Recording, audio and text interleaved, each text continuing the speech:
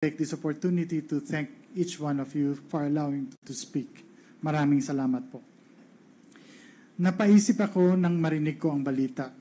Sabi ko sa sarili, ito na siguro ang tamang pagkakataon na malaya akong kukuha ng lakas ng loob at magsasalita ng katotohanan kahit ako pa ay natatakot at may pangamba sa aking buhay.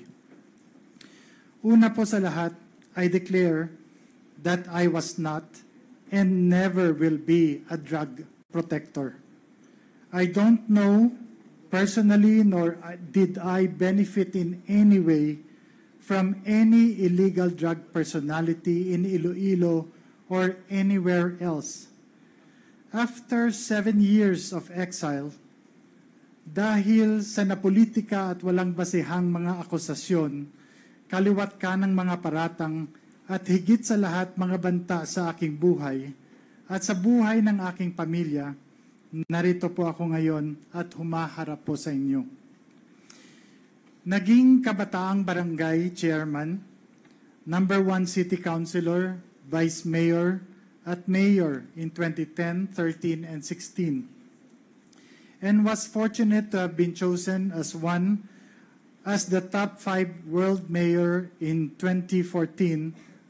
That also included the former president as a nominee.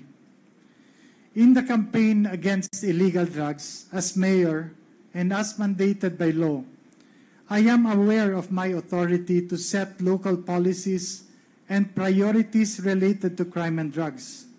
I'm also aware that under the law, the PNP and PDEA handle crime investigation and response and the combating of drug trafficking and enforcement of drug laws, while the mayor relies on the police and PDEA to implement them. And so when I became mayor, and having made aware that there were existing drug groups in the city, I immediately initiated anti-illegal drug activities, campaign and policies, among others, multiple programs, one of which is to activate the Barangay Anti-Drug Abuse Councils. In 2014 po, according to PDEA, Iloilo City was the first in the country to have 100% of its BADAC activated. In the 6 years that I have been mayor of Iloilo City consistently received national recognitions from PDEA and the PNP in the years 2014, 2015, 2016, and even in 2017 for the comprehensive programs including rehab, logistical support to the PNP and PDEA in their drive against illegal drugs. Since the existence of these drug syndicates in our city was deeply rooted, I relied on the expertise of the local PNP and regional PDEA to deal with these groups while I focused on the socio-economic programs that would address the root causes of poverty that expose the vulnerable population to cope against the evils of illegal drugs.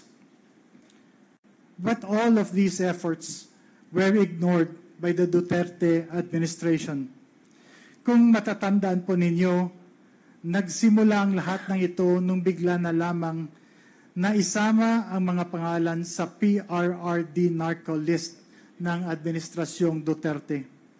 Isang listahan naglalaman ng mga pangalan ng mga kilalang public official na di umano ay sangkot sa illegal na droga, mga paratang na walang basihan, at kahit kailan ay hindi naman napatunayan.